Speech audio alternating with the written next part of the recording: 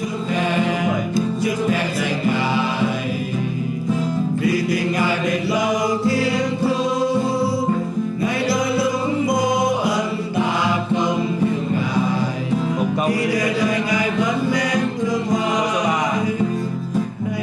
the late 1970s, the Indo-Chinese boat people arrived. With their arrival, a new chapter in Canadian newcomer history began. It would also be the moment when faith groups found they could reach out to the plight of others, no matter what their faith background. The boat people were fleeing to Indochina, and they were living in refugee camps, and there was a worldwide appeal. St. Teresa's answered that and said that they would bring a family in, a family of 5. And eventually we did get a family, a Tran family, and they came into Halifax, and the church rallied behind them. We raised all the money that was needed. There was all the news for 6 weeks about the boat people campaign, the boat people and what was happening to them, and nothing being done, apparently. And I became concerned that nothing was being done, lest we have a repeat of what happened to the Jews.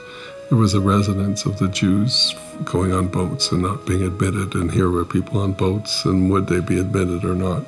I remember in '79, when there was so much need out in Southeast Asia, on which the cameras focused a lot, about which our government scrambled, that I lost the summer's holidays. And my wife said, can't you finish your meal and have the guy call back? Because every would-be sponsor knew nothing about it and had all kinds of questions. And I was winging it, because I didn't have experience other than immigrant experience, but not with people of another culture, not with people from that particular situation of extreme need. Archbishop Plourde, he and the lay people here were largely responsible for this whole program of accepting the refugees, the boat people, back like 13 years ago or so. And they did a wonderful job of welcoming many of the boat people who came to Ottawa and stayed in Ottawa. The Archbishop adopted one of them, himself. He adopted one of these people. Yeah, raised him as his son, I remember I was in the Development and Peace group in Lourdes Parish in downtown Toronto, and we, of course, were very issue-oriented, more than we were personal care-oriented. But because we were issue-oriented, one of the Jesuits on the staff challenged us to accept responsibility for, in that case, it was a refugee from Laos who'd been in a camp for a long time. So I remember all us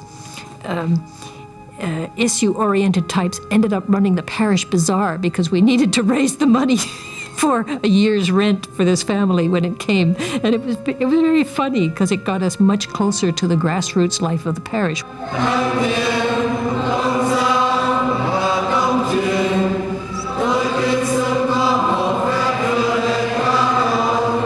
had the experience, for example, of going my first visit to the Vietnamese parish. They insisted I have to say something in Vietnamese. So I wrote out a paragraph, I had it translated, and then I had somebody help me pronounce each word. And they're real tongue twisters.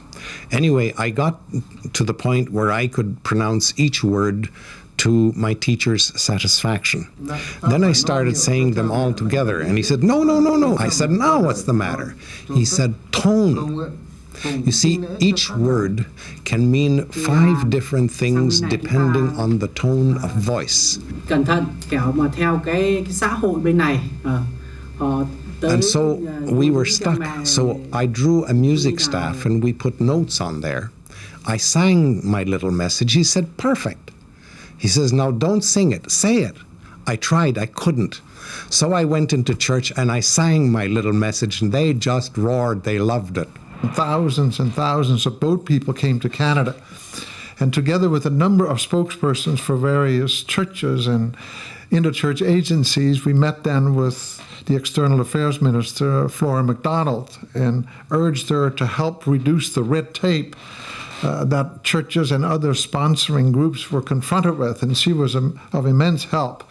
and warmly welcomed our active participation in making it possible for these boat people to come to Canada, to be welcomed by our various faith communities, and to be integrated into the communities where they lived. And what we did is got together in very short order, a couple of days, the priest up at the local church, the minister of the Anglican Church on the Hill, another minister from another Anglican church, the two rabbis from the synagogues on Bathurst, and some parishioners and local counselor.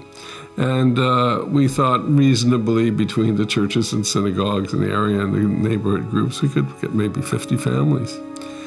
And so that's we ended up agreeing to sponsor 50 families, and therefore began what became Operation Lifeline, the big campaign to organize the admission of boat people into Canada. We ended up with 66 chapters of Operation Lifeline right across Canada. Probably totaled about 160,000 people we took from Indochina. The arrival of the boat people into Canada was evidence of this country's potential for generosity. It was also the moment when the leaders of Canada's different faith groups knew that they could work together effectively on behalf of the world's displaced peoples, especially those who had found their way to Canada's borders in search of refuge and a new start. In the staging and development of cooperation among faith groups and various religious denominations, etc., the Indo-Chinese movement was a unique experience in bringing them all together. We'd go to rallies 2 times, 3 times an evening, all over the province, driving here and there as a mad time, in which you'd give a speech and tell people how to sponsor, do the same routine virtually every day. And after one of these in Kitchener, with a Mennonite ran up to me and gave me a big hug and hugged me. He said, "Isn't it great when a Mennonite can hug a Jew and they join hands to sponsor a Buddhist?" And I think it summarized the whole thing about that movement, that which faith you belong to, whether you were Jewish, Christian, secular, religious, didn't seem to matter. What mattered was that you had an opportunity to help others, and you did, and you had a vehicle to do it.